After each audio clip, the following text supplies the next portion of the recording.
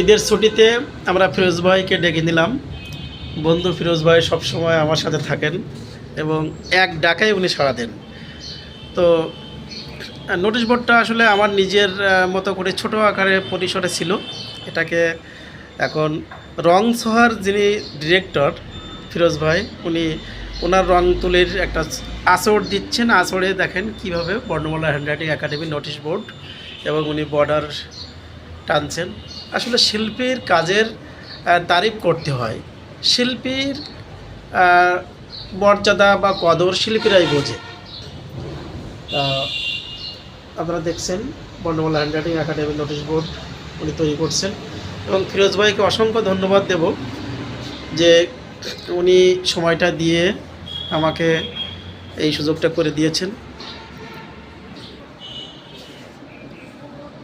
একাডেমির ভিতরটা আমি আপনাদেরকে দেখাচ্ছি।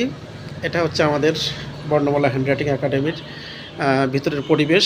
এখানে এই বাম পাশে যে বেঞ্চগুলো আমরা দেখতে পাচ্ছি, এখানে গার্ডিয়ানরা অবশ্য অতিরিক্ত স্টুডেন্ট এখানে বসে থাকেন। তারপরে এখানে যে অবশ্য অনেক কাগজপত্র ছড়িয়ে ছিটিয়ে রয়েছে, একটু কাজকর্ম করছিলাম। এখানে হচ্ছে একটা ডেস্ক, লম্বা ডেস্ক রয়েছে। এই ডেস্কেই মূলত শিক্ষার্থীদের এখানে টিচিং দেওয়া হয়। 9 জন অথবা 10 জন করে একটা ব্যাচে শিক্ষার্থীদেরকে হাতের সুন্দর লেখা শেখানো হয়। তো যে সকল শিক্ষার্থীবৃন্দ এখানে এ পর্যন্ত হাতের লেখা শিখতে এসেছে, তারা অবশ্য সফলতা পেয়েছে এবং তারা গার্ডিয়ানরা অবশ্য তারা স্বীকার করেছেন যে এখান থেকে আমার সন্তানেরা ভালো শিক্ষা গ্রহণ করছে। অবশ্য এখানে যে আমার ছোটোখাটো যে অর্জনগুলো অবশ্য দেখতে পাচ্ছেন, সেগুলো এখানে ডিসপ্লে আছে। অবশ্য এখনও কোনো গ্যালারি তৈরি করা হয়নি, অবশ্য সেভাবে একটা ব্যবস্থাপনা করা হবে। তো এই হচ্ছে আমাদের পরিবেশ বর্ণমালা হ্যান্ডরাইটিং একাডেমির। এটা হচ্ছে 21 ফেব্রুয়ারি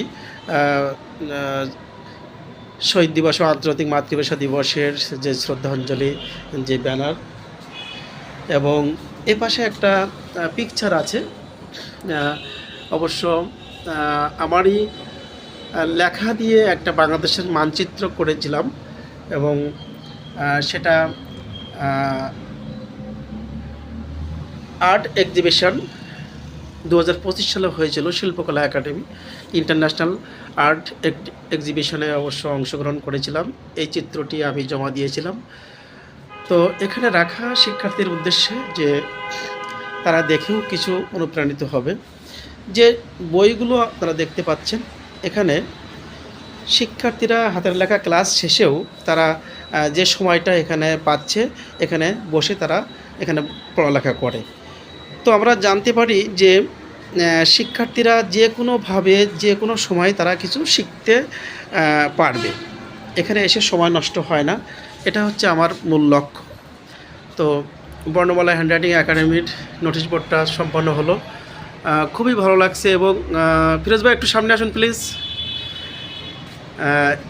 ইনি রং ছোঁয়ার ডিরেক্টর, বয়রা কলেজ মোড়ের পূর্ব পাশে অবস্থিত। ইনি দীর্ঘ 24 বছর ইনি এই পেশায় রয়েছেন। কি সঠিক বললাম ফিরোজ ভাই? 24 বছর। এবং ফিরোজ ভাইয়ের মানে দুজন সন্তান, এবং বড় সন্তানকে মনে হয় আমি পড়িয়েছি। এখন সে কোন ক্লাস 7? ক্লাস 7-এ পড়ে। সম্ভবত ক্লাস 3-তে নাকি 3 সময় আমি পড়েছিলাম। যাই হোক, এটা এই একসাথে পথ চলা, সব কিছু মিলেই। তো অসংখ্য ধন্যবাদ আপনাকে, এবং যে কাজটা করেছেন সত্যি রুচিসম্মত, খুবই ভালো লেগেছে। Thank you.